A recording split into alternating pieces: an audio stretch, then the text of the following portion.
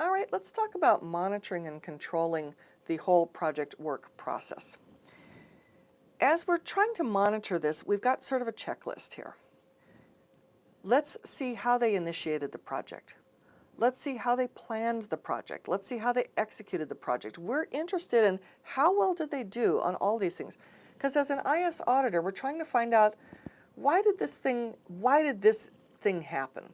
Or are they on track?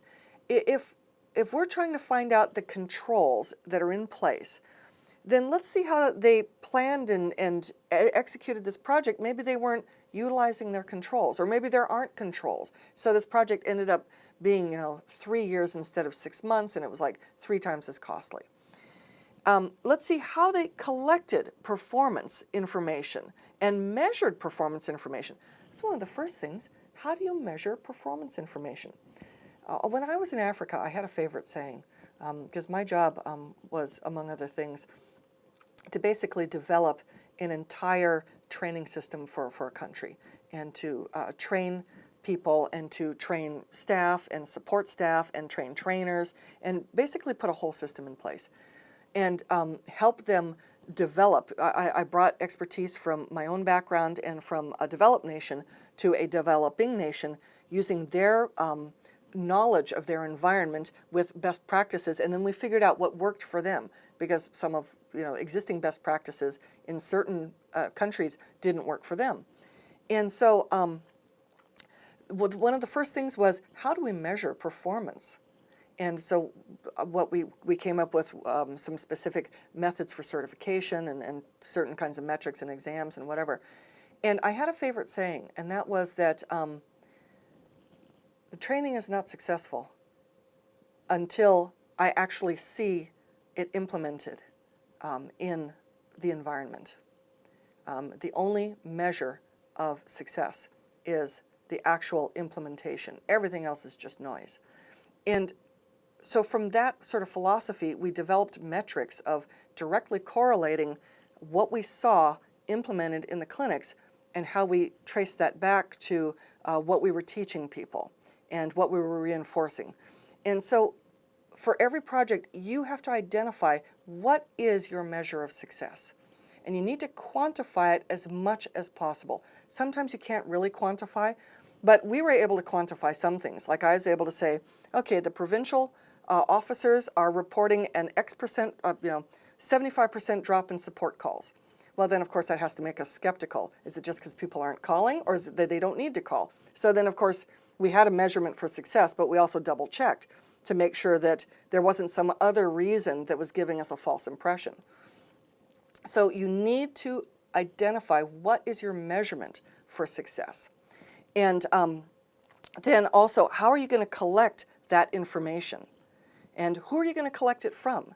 So I always had preferred methods of collection. I wanted to see logs, and I wanted to talk to people who, I was less interested in hearsay, although I wanted to hear what everyone had to say, but I wanted to have it from reliable sources, logged and objective sources as much as possible, so that I could quantify this data, and I could know that we were being successful, and I could measure it.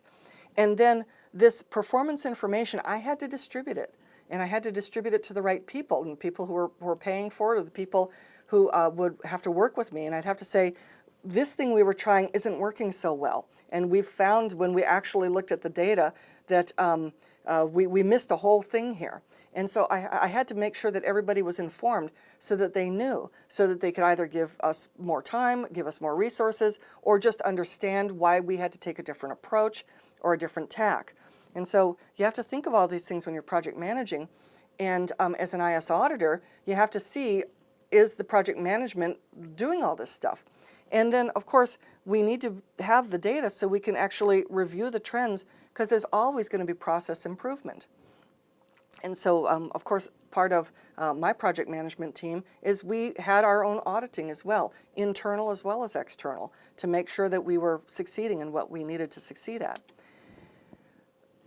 When you are working with project management and project control and monitoring it, one thing you'll monitor is work inputs. So each step of the project, what are the inputs into the project management plan? So how is it being executed? What's being inputted into the plan so that we can see whether or not the execution is correct? And is it being monitored, and how is it being closed? So how are we receiving inputs in? And the work performance information, how were we collecting the performance information? How did we know? And we were constantly on folks for not reporting, and we had to find all sorts of ways to entice them and encourage them, and sometimes enforce it, and sometimes have people come down on them. But we needed the data.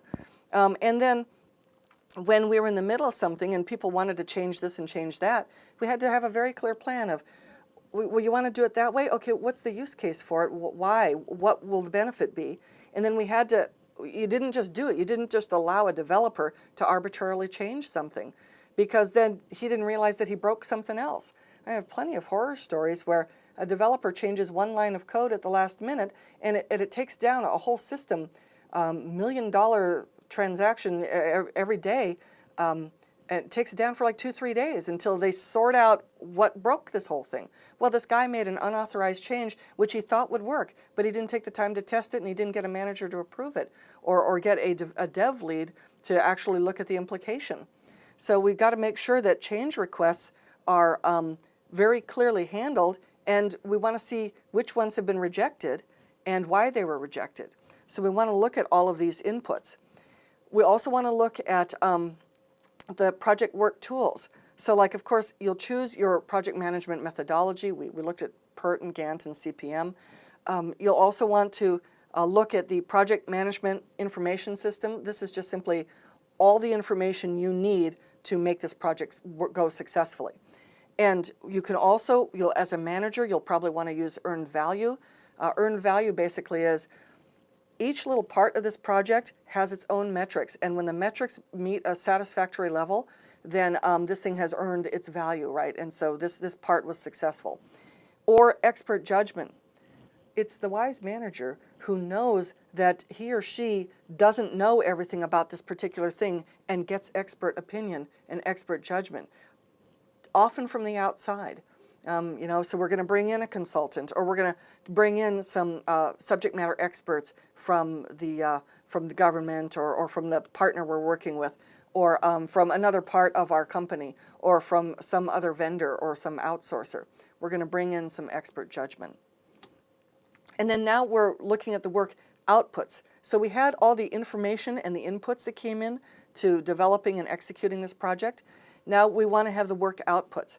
So when we look at this, we can see, all right, as stuff is happening, part of this project needs to produce, okay, not only the end results, but also recommendations for corrective action, preventive action. Okay, that we accidentally did this. Okay, how do we fix it? And now how do we make sure that doesn't happen again? Also trying to forecast down the road. So we're going to produce outputs, mostly in the terms of recommendations and reports that people have to act on, obviously. And also, if we see defects, we recommend how to repair certain defects, or we request changes. So we're going to want to, as an IS auditor, look at what was all the information coming into this project, how did they execute it, what tools did they use, what were the outputs besides the application or the system you're developing, and were they used as well? So when we're performing project reviews, here are the things we need to be looking at. We want to make sure that the project performance is in line with the project plan. Compare it. The plan was to be like this. In reality, it was like that. We want to, therefore, analyze and track and monitor the risks. Up front, we identified risks. When you're creating the whole design, you're trying to identify and mitigate the possible risks and have contingencies for, what if we can't get the supplies in time? What if half of our staff gets delayed? What if this? What if that? And how do we deal with it? And usually you build in a buffer of time and money, but you don't have time and money forever. You have to just manage what you got. You also probably are going to want to have like the absolutely must-haves, the nice-to-haves, and the not-importance, and you focus on the must-haves, and then you add the nice-to-haves if you have time and money. So that's how you kind of have sort of like a tiered level of scope. And we'll want to provide the information for status reporting in progress and maintain the accurate information as this thing unfolds. We need to really know what's going on, and are we really successful? And then, of course, provide forecasts for, well, at the rate we're going, we can still do it at this cost and in this amount of time.